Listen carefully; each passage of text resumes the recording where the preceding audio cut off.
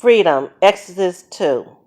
So we left off where the midwives had to put the babies into the river and to kill the Hebrew boys.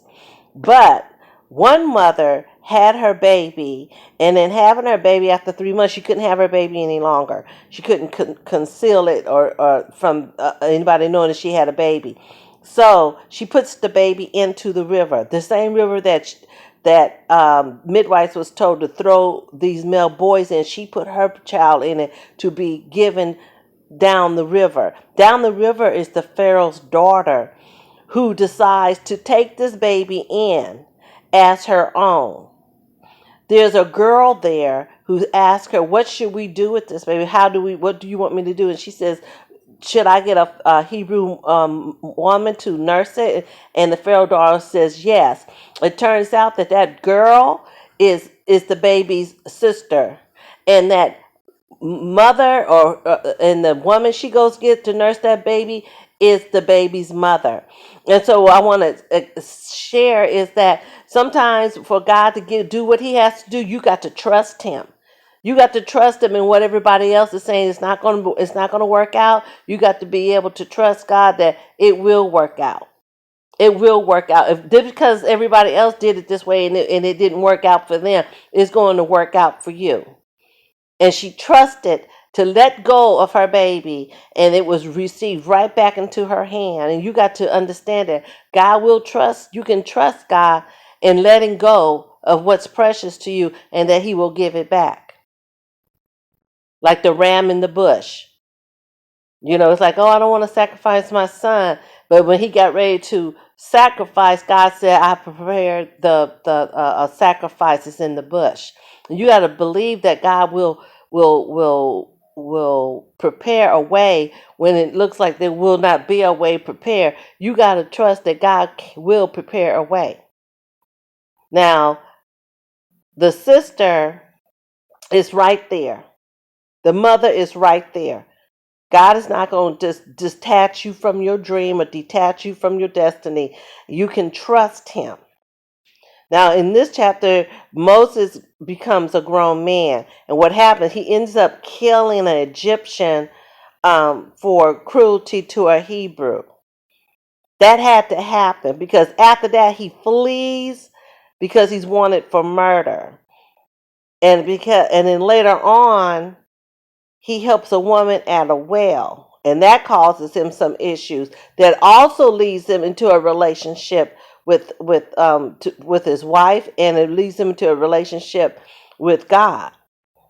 Now, who else went to the well to help somebody? Jesus was at the well for the woman at the well, told her about her life, and now he's at the well. There's always usually something going on where there's water around.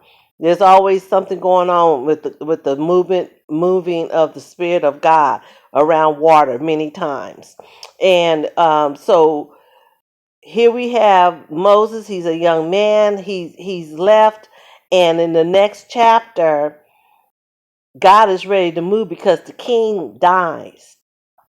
The king dies, and something else rises up in the king's spot, but God is ready to move on the king, the new king. And here we go. It's Moses and Ramses. It's Cain and Abel. It's Jacob and Esau. A lot of time when there's a good, there's a bad. When there's a situation, it's always one way, and then it's the other way. There's God's way, and it's the other person's way.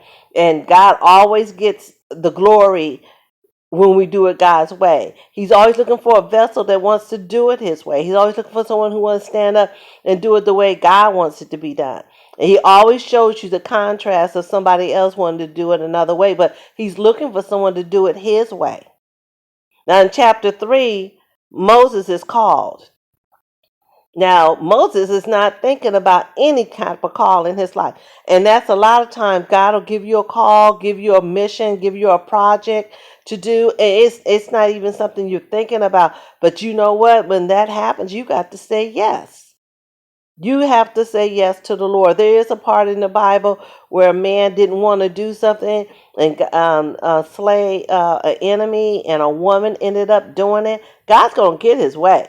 But don't you want to be used of the Lord? Look how we talked about Joseph in Genesis, and look at all the things that he went through and being obedient to God. Look how he was blessed. Look how he was blessed because he was obedient to God. And that's what we want to be. We want to be blessed without obedience to God.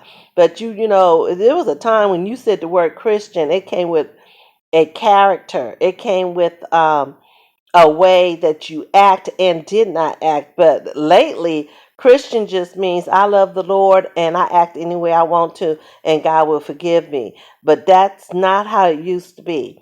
It used to be if you said you was a Christian, it came with character and it came with a way of living a certain way of life.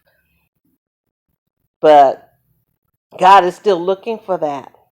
God says, you know, those who worship me in spirit and in truth. He's looking for that. He's looking for yielded vessels.